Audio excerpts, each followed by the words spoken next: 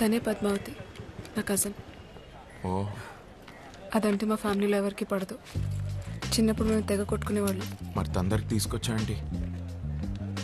తను కాలేజ్లో gold medallist. Oh madam good morning. Good morning. నా drunk and drive case madam, కొంచెం మీరే చూడాలి మేడం. 300 వచ్చిందయ్యా రీడింగ్. మనిషి ఉన్నవాడు ఎవడైనా అంత తాగుతాడా? జడ్జ్ గారు వదిలిపెట్టినా నేను వదిలిపెట్టినా.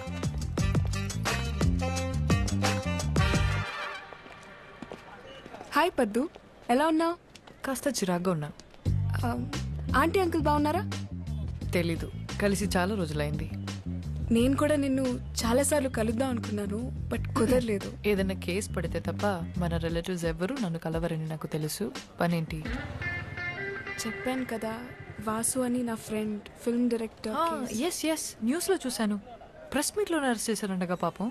మీ ఫ్రెండేనా? So sad. అవునండి, మీరే ఎలాగైనా మాకు హెల్ప్ చేయాలి. మీరేం చేస్తుంటారు? నాకు కాఫీ షాప్ ఉంది. మీ క్యాఫేకి వచ్చే వాళ్ళందరికీ కాఫీ ఫ్రీగా ఇచ్చి హెల్ప్ చేస్తారా, లేక బిల్ ఇస్తారా? లేదండి, బిల్ ఇస్తాం. అర్థమైంది. ఆఫ్ కోర్స్, మీ బిల్ ఎంతో చెప్పండి, ఐ విల్ పే. చెప్తా.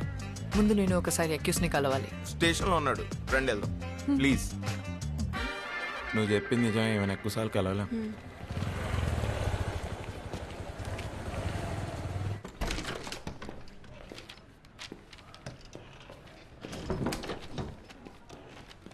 Hi Vasu, I'm Padmavathi, your lawyer. What's happening? నన్ను ఎందుకు అరెస్ట్ చేశారు? ఇండియాలోకి అతిపెద్ద పబ్లిషింగ్ కంపెనీ అయిన ఎస్ఆర్ పబ్లిషర్స్ నీ మీద కాపీరైట్ ఇన్ఫ్రిన్స్మెంట్ కేసు పెట్టారు. నువ్వు తీసిన సినిమా, రాసిన స్క్రిప్ట్స్ అన్య సంస్థ తెలుగు బెంగాలీ బుక్స్ నుంచి కాపీ చేసావని. What nonsense. నేను ఈ కేసు మొత్తం స్టడీ చేశాను. I will come to the point. Generally కోర్టులో మనం చేసిన తప్పు ఒప్పేసుకుని కోర్ట్ టైం సేవ్ చేస్తే శిక్ష తగ్గించే అవకాశం ఉంది. ఇదేమి మర్డర్ రేపో కాదు కాబట్టి సింపుల్గా ఒక 6 months జైల్ ఆర్ మన టైం బాగుంటే జస్ట్ ఫైన్తో కూడా బయటపడచ్చు. తప్పు ఒప్పేసుకోవాలా? నేను తప్పు చేశాను, నీకెవరు చెప్పారు? నేను ఎవరిని క్షమాపణ అడిగే ఛాన్సే లేదు. నేను ఎవరి బుక్స్ కాపీ కొట్టలేదు. అవి నా సొంత కథలు. 2 ఏళ్ల క్రితం తెలుగు రైటర్స్ అసోసియేషన్లో రిజిస్టర్ కూడా చేశాను. ఆ ప్రూఫ్స్ నా దగ్గర ఉన్నాయి.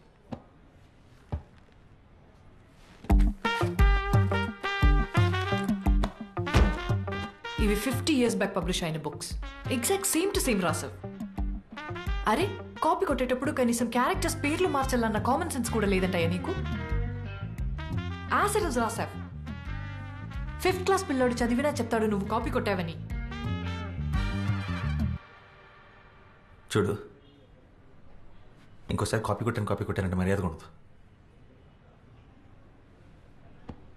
ఈ పుస్తకాలు నేను ఎప్పుడు చదవలేదు. ఇది ఎవరు రాసాడు నాకు తెలియదు. అసలు నాకు బెంగాలీ రాదు. డాక్టర్స్ దగ్గర, లాయర్స్ దగ్గర అబద్ధం చెప్పకూడదు. నిజం ఒప్పుకుంటే నీకే మంచిది.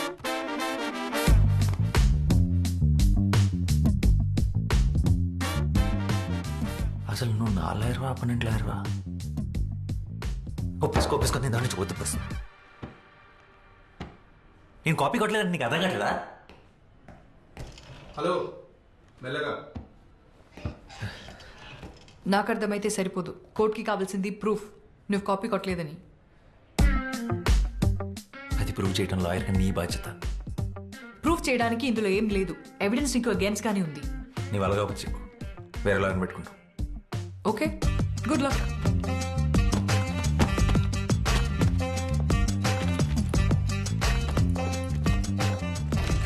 ఓకే, నా వల్ల కాదు ఇదంతా. వేరే లాయర్ని చూసుకోండి. ఇంత మొండిగా ఉంటే ఏం చేయలేం. ఏమైంది? It's a simple open and shut case. తను కోఆపరేట్ చేయకపోతే నేను చేయగలిగింది ఏం లేదు. Please, he's really important to me. కాదనకు.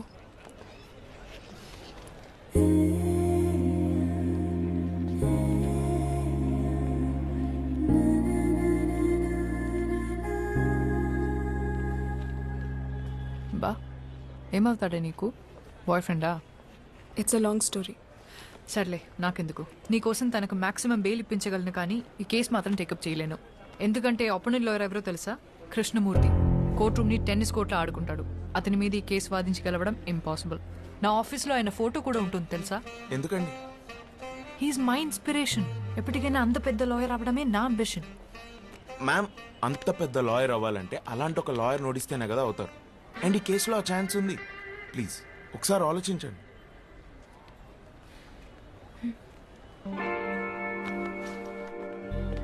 Copyright case OS number 234 of 2021. Complainant SR's Publishers accused on Vasudev Ganta.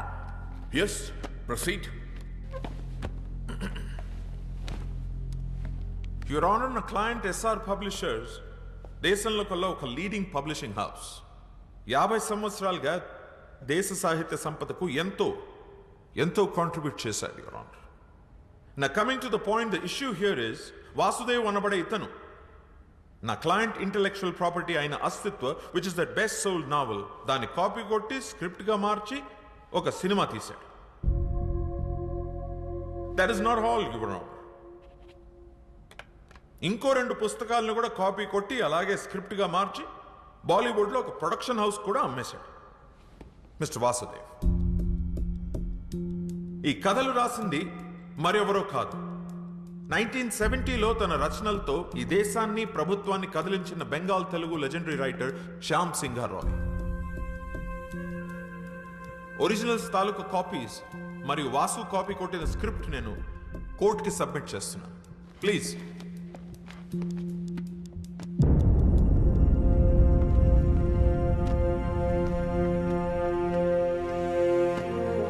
Your Honor, it's a colorable imitation of the original with the sole purpose of deriving profits. It's a direct infringement of 3 novels which are copyright properties of my client SR Publishers. So now on behalf of my client under section 63 of the Copyright Act 1957, I hereby demand accused Mr. Vasuki 5 ఏళ్ల jail శిక్ష మరియు 10 కోట్ల జరిమానా. అలాగే తన copy కొట్టి తీసిన cinema revenue నుంచి 50% షేర్ నా క్లయింట్కి ఇప్పించాలని కోర్టు వారిని కోరుతున్నాను. That'll be all for now, Your Honor. Thank you so much.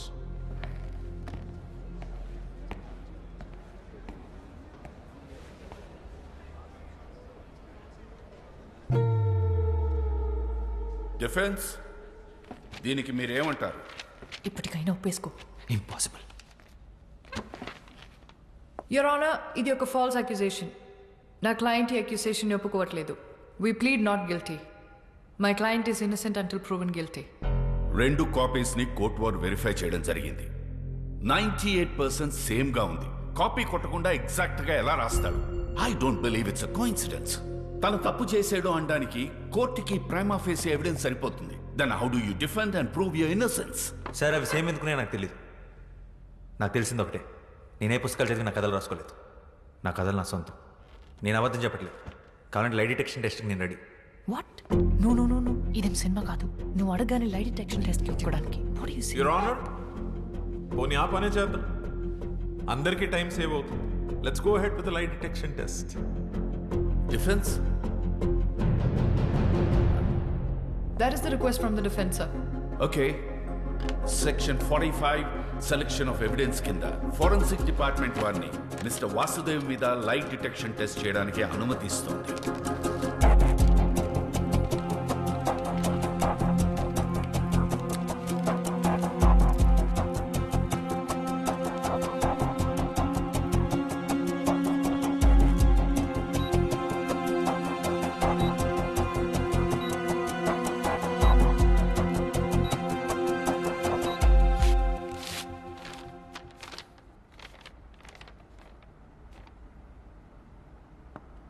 Mister Vasudev అబద్ధం చెప్పటం లేదని ఫోరెన్సిక్ డిపార్ట్మెంట్ వారు రిపోర్ట్ ఇచ్చారు.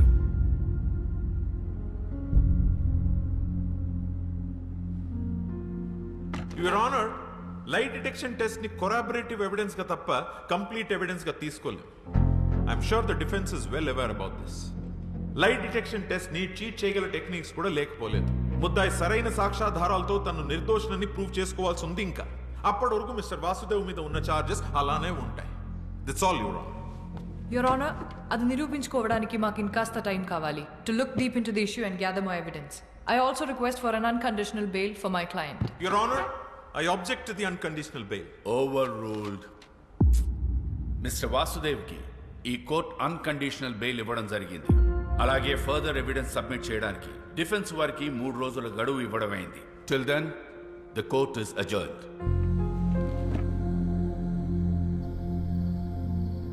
నేనైతే కాపీ కొట్టాడనే నమ్ముతున్నాను. ఇవాళ రేపు యంగ్ ఫిల్మ్ మేకర్స్ అందరికీ ఇన్స్పిరేషన్ అనే పేరుతో వేరే వాళ్ళ కథలు దొబ్బేయడం అలవాటైంది. ఇలాంటి వాళ్ళకి అనవసరంగా పేరించి ఎంకరేజ్.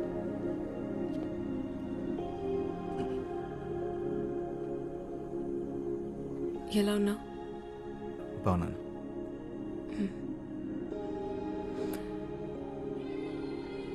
ఆ షర్ట్ నీకు బాగుంది. నీ షర్ట్ వేసుకోగానే అరెస్ట్ చేశారు.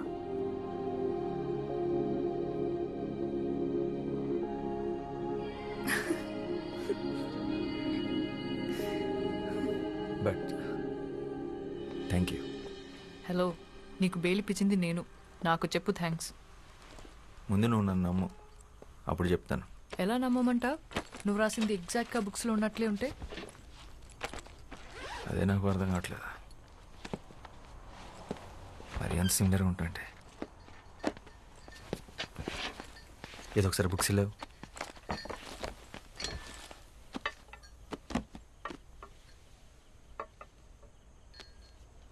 శ్యామ్ సింగ్ రాయ్.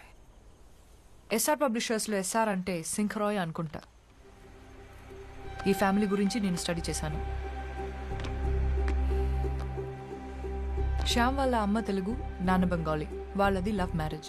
వెస్ట్ బెంగాల్లో సెటిల్ అయ్యారు. వీళ్ళు మొత్తం 4 బ్రదర్స్. అందులో ఆఖరివాడు శ్యామ్ సింగ్ రాయ్. వెస్ట్ బెంగాల్లో ఖరగ్పూర్ డిస్ట్రిక్ట్లో కాలికాపూర్ అనే గ్రామంలో జన్మించాడు శ్యామ్. తర్వాత కల్కటాలో చాలా famous writer and social activist అయ్యాడు. 1977 తర్వాత తనేమయ్యాడో ఎక్కడికి వెళ్ళిపోయాడో ఆ ఇన్ఫర్మేషన్ ఎక్కడా లేదు. ఒకవేళ చనిపోయింటే తన సమాధి కూడా ఎక్కడుందో ఎవరికీ తెలీదు.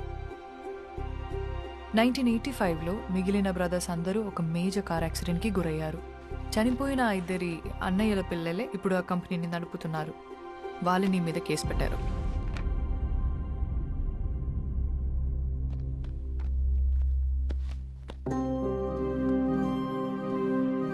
శ్యామ్కి సంబంధించి ఈ బుక్స్ మీద పెయింటింగ్స్ తప్ప ఫొటోస్ ఏమీ లేవు. అండ్ వీళ్ళ మదర్ తెలుగు ఒరిజిన్ అవ్వడం వల్ల శ్యామ్ తెలుగు భాషలో కూడా ఎక్స్పర్ట్. చాలా బుక్స్ తెలుగులో కూడా రాశాడు.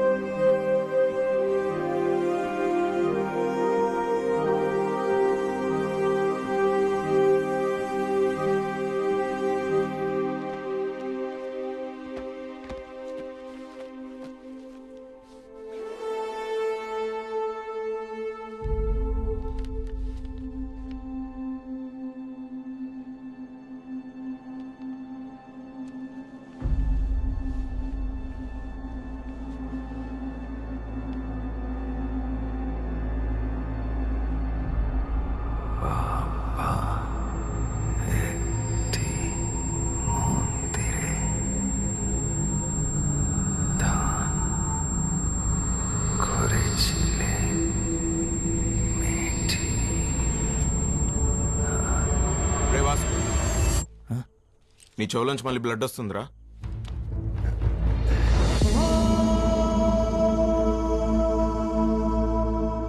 ఆ బ్లడ్ ఏంటి? వీడు అప్పుడప్పుడు ఇలా జోన్ అవుట్ అవుతున్నాడు. అది జరిగినప్పుడు వాడికి ఏం గుర్తుండట్లేదు. అలా జరిగినప్పుడే ఇలా బ్లడ్ వస్తుంది. అదేంటి, ఎన్నిసార్లు ఇలా జరిగింది? చాలాసార్లు జరిగింది. మనం గొడవపడిన రోజు కూడా వచ్చింది.